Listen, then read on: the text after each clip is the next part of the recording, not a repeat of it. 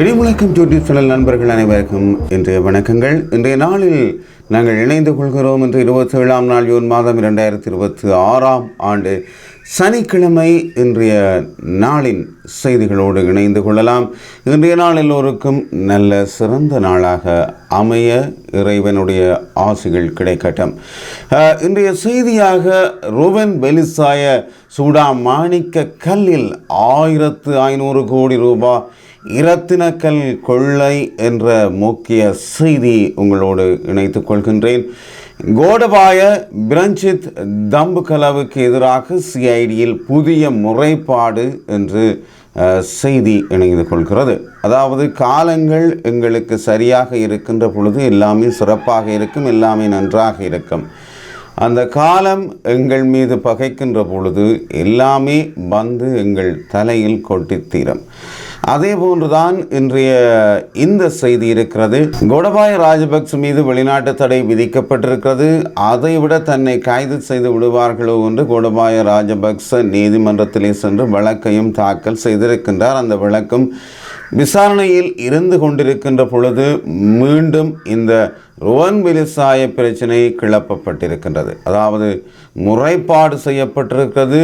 மிகப்பெரிய ஒரு மாபெரும் பிரச்சனையாகவே இந்த செய்தி இருக்கிறது. ஆனால் இந்த செய்தி என்பது அவர் பதவியேற்ற அந்த காலத்திலே கூட பேசப்பட்டிருந்தது. அவர் ருவன் பெலிசாய அந்த இடத்திலே சென்று அனுராதபுரம் ருவன் பெலிசாய பகுதியிலே தான் சென்று அவர் பதவி பிரமாணம் செய்து கொண்டார் தான் ஜனாதிபதியாக. இந்த இரத்தினக்கல் செய்தி அன்றைய காலத்திலே அடிபட்டிருந்தாலும் அது மழுங்கடிக்கப்பட்டதாகவே தெரிகின்றது. இப்பொழுது அது வெளியிலே கொண்டு வரப்படுகின்றது. அந்த செய்தியை பார்த்தால் வரலாற்று சிறப்புமிக்க அனுராதபுரம் ருவன் பெலிசாய மகாசாய விகாரையின் கோபுர உச்சியில் அமைந்துள்ள சூடா மாணிக்க கல்லில் பதிக்கப்பட்டிருந்த சுமார் 1500 கோடி ரூபாய் அதிகூடிய சந்தை மதிப்புடைய அரிய இரத்தின கற்கள் திட்டமிட்டு கொள்ளை அடிக்கப்பட்டமை குறித்து குற்ற புலனாய்வு திணைக்களத்தில் நேற்று புதிய முறைப்பாடொன்று பதிவு செய்யப்பட்டிருக்கின்றது. சிப்கவ் பொது பௌர அமைப்பின் இசுருமினிய சிதார்த்த தேரர் மற்றும் முக்கிய சிவில் சமூக ஆர்வலரான துலான் சேனாதீர ஆகியோரால் இந்த புதிய முறைப்பாட்டு பத்திரம் சிஐடி தலைமையகத்தில் நேரில் கையளிக்கப்பட்டதாக சொல்லப்படுகின்றது.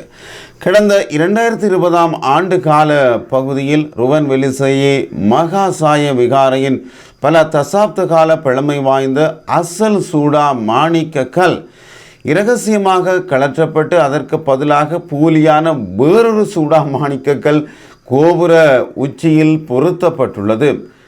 இந்த சட்டவிரோத மாற்றத்தின் போது அசல் சூடா மாணிக்க கல்லில் பதிக்கப்பட்டிருந்த சுமார் 1500 கோடி ரூபாய் பெறுமதியான விலை மதிப்பெற்ற அரிய இரத்தினக்கற்கள் அனைத்து முற்றாக திருடப்பட்டிருக்கின்றது.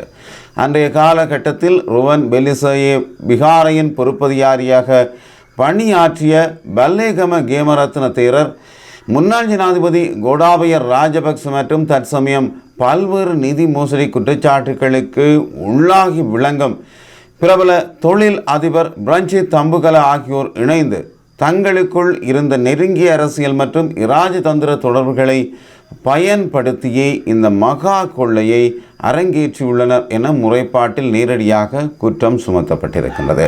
கடந்த கால நல்லாட்சி மற்றும் பொது ஜன பெரமுன ஆட்சி காலத்தில் இந்த விவகாரம் குறித்து குற்றப்புலனாய்வு திணைக்களத்தில் முறைப்பாடு செய்யப்பட்ட போதிலும் அப்போதைய அரசியல் செல்வாக்கை பயன்படுத்தி திருடனின் தாயிடம் மை போட்டு பார்ப்பது போல சிஐடியின் அன்றைய பணிப்பாளர் முறைப்பாடு செய்த சிவில் சமூக பிரதிநிதிகளையே பழிவாங்கலாக கைது செய்து சிறையில் அடைத்திருந்ததாக சிவில் ஆர்வலர்கள் இங்கு சுட்டிக்காட்டியிருக்கின்றனர். மேலும் மகாசாயவின் அசல் சூடா மாணிக்க கல் அகற்றப்பட்ட ஒரு துரதிர்ஷ்ட வசமான தருணத்திலேயே கோடபாய ராஜபக்ச ருவன் பெலிசாயவுக்கு முன்னால் நாட்டின் ஜனாதிபதியாக பதவியேற்றிருந்தார் என்றும் புனித இடத்துக்கு இழைத்த இந்த துரோகத்தின் காரணமாகவே இன்று அவர்களுக்குரிய கர்ம வினை மிகச்சரியாக பலித்துள்ளது என்றும் அவர்கள் சுட்டி காட்டியிருக்கின்றார்கள். தற்போது நாட்டில் சட்டமும் ஒழுங்கும் முறையாக நிலைநாட்டப்படும் புதிய அரசு பதவியில் இருப்பதால் குற்றப்புலனாய்வு திணைக்களத்தின் தற்போதைய பணிப்பாளர் சாணி அபேசேகரவிடம் இந்த விவகாரம் குறித்த முழுமையான மற்றும் பாரபட்சமற்ற விசாரணைகளை உடனடியாக ஆரம்பிக்குமாறு முறைப்பாட்டாளர்கள் அவசரமாக கோரிக்கை விடுத்திருக்கிறார்கள்.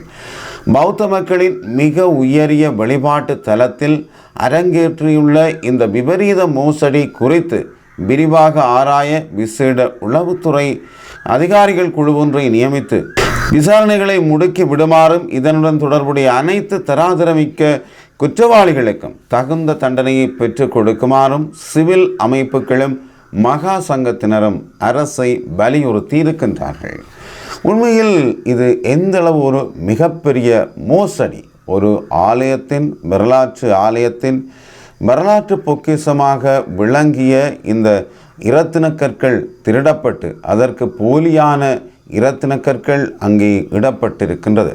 மிகப்பெரிய ஒரு நாட்டின் சொத்தாக இருக்கக்கூடிய இந்த ஒரு ஆலயத்தின் இரத்தினக்கற்கள் திருடப்பட்டவை உண்மையில் ஒரு சாதாரண திருடுகின்ற பொழுதே உடனடியாக தூக்கிக் கொண்டே அவர்களை உள்ளே வைத்து விடுகிறது காவல்துறை. ஆனால் இவ்வாறான மகா திருட்டு எவ்வளவு பெரிய குற்றவாளிகள் வெளியே இருக்கின்றார்கள், இவர்களுக்கான நடவடிக்கை எடுக்கவில்லை என்றது அந்த மகா சங்கத்தினரின் ஒரு ஆதங்கமாக இருக்கிறது. அதற்காகத்தான் அவர்கள் சொல்கின்றார்கள், இந்த நாட்டினுடைய சட்டம் ஒழுங்கு சீராக இருப்பதால் நாங்கள் இந்த விடயத்தை வெளியில் கொண்டு வருகின்றோம். கடந்த காலத்திலே நாங்கள் இது தொடர்பாக சொல்லப்பட்ட போது இது சார்ந்து முறைப்பாடு செய்தவர்களையே பழி வாங்கி இருக்கின்றார்கள் என்று. இந்த சினிமாவிலே அதிக படங்கள் சினிமாவிலே அதிக படங்களிலே நாங்கள் பார்க்கக்கூடிய விடயங்கள் இருக்கிறது.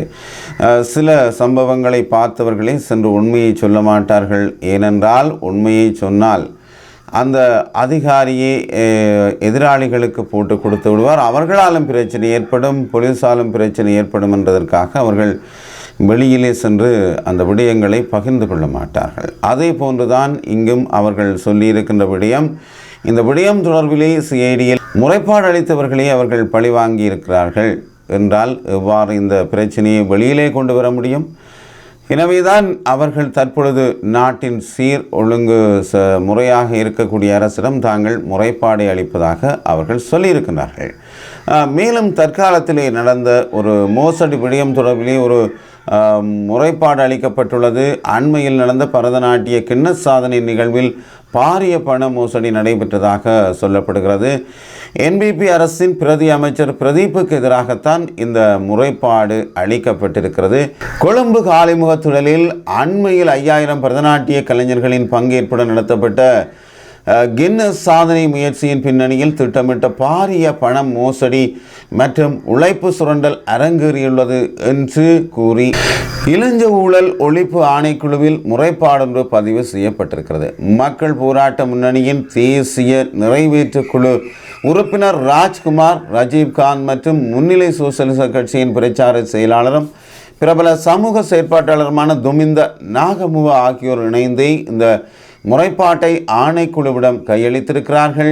முறைப்பாட்டை சமர்ப்பித்த பின்னர் ஊடகங்களுக்கு கருத்து தெரிவித்த அவர்கள் கடந்த ஜூன் 14 நடைபெற்ற இந்த பரதநாட்டிய நிகழ்வானது கலை சாதனை என்ற போர்வையில் இலங்கையில் உள்ள ஏழை தமிழ் மாணவர்கள் மற்றும் அவர்களது பெற்றோர்களை ஏமாற்றி நடத்தப்பட்ட ஒரு அப்பட்டமான வணிக செயற்பாடு என்று தங்களது கடுமையான கண்டனங்களை அவர்கள் பதிவு செய்திருக்கின்றார்கள். பெருந்தோட்டம் மற்றும் சமூக உட்கட்டமைப்பு வசதிகள் பிரதி அமைச்சர் சுந்தரலிங்கம் பிரதீப்பின் உத்தியோகபூர்வ முகப்பு புத்தக பதிவுகளின்படி அவரது நேரடி வேண்டுகோள் மற்றும் வழிகாட்டலின் கீழேயே சங்கமம் குளோபல் அகாடமி மற்றும் சங்கமியா கலிடேஸ் ஆகிய தனியார் நிறுவனங்கள் இந்த நாட்டிய நிகழ்வை ஒருங்கிணைத்து நடத்தியுள்ளமையும் சுட்டிக்காட்டப்பட்டிருக்கின்றது. ஓர் அரச பிரதி அமைச்சர் நேரடியாக சம்பந்தப்பட்ட தேசிய அளவிலான விவகாரத்தில் முற்றிலும் தனியார் நிறுவனங்கள் மூலம் நாட்டிய மாணவர்களிடம் இருந்து தலா 4500 ரூபாய் முதல் 6000 ரூபாய் வரை நுழைவு கட்டணம் வசூலிக்கப்பட்டு அவை அரசு துறை சேரிக்கு செல்லாமல் தனியார்களின் பெயர்களில் உள்ள வங்கி கணக்குகளில் வைப்பு செய்யப்பட்டுள்ளன என்று அவர்கள் பகிரங்கமாக குற்றம் சாட்டி இருக்கின்றார்கள். இந்த நிகழ்வுக்கு எந்த ஒரு அமைச்சோ அல்லது அரசு துறையோ முறையான நிதி உத்தரவாதத்தையோ அல்லது தணிக்கை கட்டுப்பாட்டையோ வழங்கவில்லை. இது போன்றதொரு வரலாற்று நிகழ்வை இலங்கை கலாசார அமைச்சு அல்லது சுற்றுலாத்துறை அமைச்சு மூலம் உத்தியோகபூர்வமாக நடத்தியிருந்தால் அதன் மூலம் கிடைத்த கோடிக்கணக்கான வருமானம் நாட்டுக்கு கிடைத்து மீண்டும் எமது மக்களுக்கே சென்றிருக்கும். ஆனால் இங்கு தனியாருக்கு சாதகமான முறையில் பிரதியமைச்சர் சட்ட விரோதமாக செயற்பட்டுள்ளார் என்றும் அவர்கள் சுட்டிக்காட்டியிருக்கிறார்கள். தற்போது பிரமாண்ட நிகழ்வு முடிவடைந்த பின்னரும் மாணவர்களுக்கான பங்களிப்பு சான்றிதழ்களை வழங்குவதற்காக அந்த தனியார் நிறுவனங்கள் மேலும் 2500, 3000 மற்றும் 12,000 ரூபாய் என தொடர்ந்து பணம் கேட்டு பெற்றோர்களை வற்புறுத்தி வருவதாக தெரிவித்த செயற்பாட்டாளர்கள் தூர பிரதேசங்கள் மற்றும் மலையக பெருந்தோட்ட பகுதிகளில் இருந்து வந்த நடுத்தர மாணவர்களுக்கு தங்குமிடமோ உணவோ அல்லது பாதுகாப்போ ஏற்பாடு செய்யவில்லை என்றும் சொந்த செலவில் வந்த மாணவர்களுக்கு 25,000 முதல் 1,00,000 வரை கடன் சுமை ஏற்பட்டுள்ளதாகவும் கவலை வெளியிட்டிருக்கிறார்கள். இலங்கை மாணவர்களின் அரும் உழைப்பையும் கலைத்திறனையும் சுயநலமாக பயன்படுத்தி இந்தியாவை சேர்ந்த ஒரு தனியார் நிறுவனமும் ஒரு நாட்டிய ஆசிரியை மட்டுமே உலக சாதனை பட்டத்தை பெறுவதற்காக நமது நாட்டு மக்களின் உழைப்பு கொடூரமாக சுரண்டப்பட்டுள்ளது முற்றிலும் கண்டிக்கத்தக்கது என்றும் அவர்கள் குறிப்பிட்டிருக்கின்றார்கள்.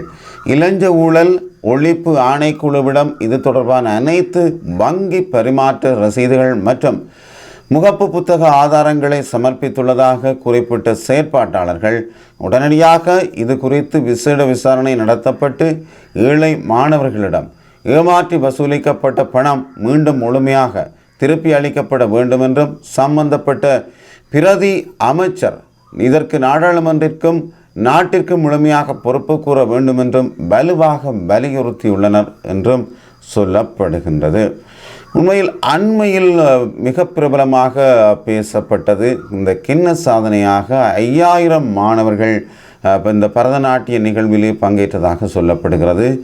அந்த நிகழ்விலே நடந்த மோசடியாகவே இந்த பிரச்சினை தொடர்பாக லஞ்ச ஊழல் ஆணைக்குழுவிலே முறைப்பாடு அளிக்கப்பட்டுள்ளது. செய்திகளின் வரிசையிலே மீண்டும் விசாரணைக்கு வருகிறது மத்திய வங்கி பிணை முறை மோசடி தொடர்பான செய்தியாக இருக்கிறது. அதாவது இந்த விடயம் கூட கடந்த காலத்திலே மிக பெரிதாக பேசப்பட்ட ஒரு விடயம், பெரிய ஒரு செய்தியாக அன்றைய காலத்திலே இருந்தது. அந்த வழக்கு மீண்டும் தொடரப்பட்டிருக்கிறது. அதாவது இலங்கை மத்திய வங்கியின் முன்னாள் ஆளுநர் அர்ஜுன மகேந்திரன் மற்றும் முன்னாள் நிதியமைச்சர் ரவி கருணாநாயக்க உள்ளிட்ட 11 பிரதிவாதிகளுக்கு எதிராக மத்திய வங்கி பிணை முறை பத்திர மோசடி தொடர்பாக தாக்கல் செய்யப்பட்ட வழக்கை ஜூலை 22 அன்று மீண்டும் விசாரணைக்கு அழைக்குமாறு கொழும்பு மேல் நீதிமன்றம் உத்தரவிட்டிருக்கின்றது. கொழும்பு மேல் நீதிமன்ற நீதிபதி மஞ்சுள திலகரத்தின முன்னிலையில் நேற்று இந்த வழக்கு விசாரணைக்கு எடுத்துக்கொள்ளப்பட்டதாக தெரிவிக்கப்படுகிறது. விசாரணையின் போது இந்த வழக்கில் தலைமை நீதிபதி அமர்வான விசாரணை அமர்வு முறையாக அமைக்கப்படவில்லை என்று நீதிபதி பகிரங்கமாக தெரிவித்திருக்கின்றார். அதன்படி மேலதிக நடவடிக்கைகளுக்காக இவ்வழக்கை ஜூலை 22 அன்று மீண்டும் விசாரணைக்கு அழைக்குமாறு நீதிமன்றம் உத்தரவிட்டிருக்கின்றது. முன்னாள் மத்திய வங்கியின் ஆளுநர் அர்ஜுன மகேந்திரன், முன்னாள் நிதியமைச்சர் ரவி கருணாநாயக்க, பெர்ஸ்பெக்சுவல் டிரவிஸ் லிமிடெட் மற்றும் அதன் பணிப்பாளர்களான அர்ஜுனன் அலோசியஸ், ஜக்பரி அலோசியஸ் உள்ளிட்ட 11 பிரதிவாதிகளுக்கு எதிராகத்தான் சட்டமா அதிபர் பொது சொத்து சட்டத்தின் கீழ் மேற்படி வழக்கை தாக்கல் செய்திருக்கின்றார். 2016 மார்ச் மாதம் நடைபெற்ற மத்திய வங்கியின் பிணை முறி பத்திர ஏலத்தின் போது நடந்ததாக கூறப்படும் முறைகேடுகள் தொடர்பாக மேற்படி வழக்கு தாக்கல் செய்யப்பட்டிருக்கின்றது. தொடர்ந்து இன்னும் எத்தனையோ பிரச்சனைகள் வெளியில் வரத்தான் இருக்கின்றது. இது தொடர்பாக கிடப்பில் இருந்த பிரச்சனைகள் வெளியிலே கொண்டு வரப்பட்டு அதற்கான நீதியான விசாரணைகள் மேற்கொள்ளப்பட இருக்கின்றது என்றுதான் நான் நினைக்கிறேன். ஏனென்றால் அந்த வரிசையிலே அரசு ஒரு நீதியான விசாரணைகளை செய்துவிட வேண்டும். இதற்கான முடிவுகள் அனைத்தும் கிடைக்கப்பெற வேண்டும் என்பதில் அரசு ஒரு தீவிரமாக இருக்கிறது. ஆகையால் இது தொடர்பாக இந்த விசாரணைகள் தொடர்ந்து அதற்கான ஒரு நல்ல தீர்வு கிடைக்கும் என்றே நம்பப்படுகிறது. இலங்கை சுங்க திணைக்களம் தனது மாதாந்த வருமான இலக்கை தொடர்ந்து 6வது மாதமாகவும் வெற்றிகரமாக அடைந்துள்ளதாகவும் ஒரு தகவல் வெளியாகி இருக்கின்றது. அதன்படி ஜூன் மாதம் முடிவடைவதற்கு முன்பே குறித்த மாதத்திற்கான வருமான இலக்கை சுங்க திணைக்களம் கடந்துள்ளதாக சுட்டிக்காட்டப்பட்டிருக்கின்றது. ஜூன் மாதம் 23ஆம் தேதி வரையான காலப்பகுதிக்குள் 194.1 பில்லியன் ரூபாய் வருமானத்தை திணைக்களம் ஈட்டியுள்ளதாக குறிப்பிடப்பட்டிருக்கின்றது. 2026ஆம் ஆண்டிற்காக இலங்கை சுங்க திணைக்களம் 2207 பில்லியன் ரூபாய் வருமான இலக்கை நிர்ணயித்திருக்கின்றது. வாகன இறக்குமதியின் சரிவு ஏற்படும் என்ற எதிர்பார்ப்பின் காரணமாக இந்த இலக்கு கடந்த ஆண்டை விட 13.5% குறைவாக நிர்ணயிக்கப்பட்டது. எனினும் வருடத்தின் முதல் 6 மாதங்கள் முடிவதற்கு முன்பு இந்த ஆண்டுக்கான மொத்த இலக்கில் 60.8% திணைக்களம் எட்டியுள்ளதாக தெரிவிக்கப்படுகிறது. கடுமையான சட்ட நடைமுறைப்படுத்தல் மற்றும் மேம்படுத்தப்பட்ட மதிப்பீட்டு நடைமுறைகள், பொருளாதார நெருக்கடிக்கு பிந்தைய இறக்குமதி அளவுகளில் ஏற்பட்டுள்ள மீட்சி, அந்நிய செலாவணி கையிருப்பு நிலைப்படுத்தப்பட்டமை மற்றும் இறக்குமதி கட்டுப்பாடுகள் தளர்த்தப்பட்டமை, பொருட்களின் விலையை குறைத்து காட்டுதல் மற்றும் தவறான பிரகடனங்கள் மீதான கடுமையான கண்காணிப்பு ஆகியவையே இந்த முன்னேற்றத்திற்கு காரணம் என்றும் சொல்லப்படுகின்றது. 2025ஆம் ஆண்டில் இலங்கை சுங்க திணைக்களம் 2551 பில்லியன் ரூபாய் என்ற வரலாற்று சிறப்புமிக்க வருமானத்தை ஈட்டியிருந்தமையும் இங்கு குறிப்பிடத்தக்க ஒரு விடயமாக காணப்படுகின்றது. நல்லது அன்பு சொந்தங்களை, இதுவரை நீங்கள் இடிமுழக்கம் யூடியூப் சேனலின் செய்தியோடு இணைந்திருந்தீர்கள். மீண்டும் இன்னும் ஒரு செய்தியூடாக உங்களை சந்திக்கும் வரை விடைபெறுகின்றேன் என்றும் அன்புடன் சக்திவேல். தொடர்ந்தும் இணைந்திருங்கள் இடிமுழக்கம் செய்திகளோடு. நன்றி.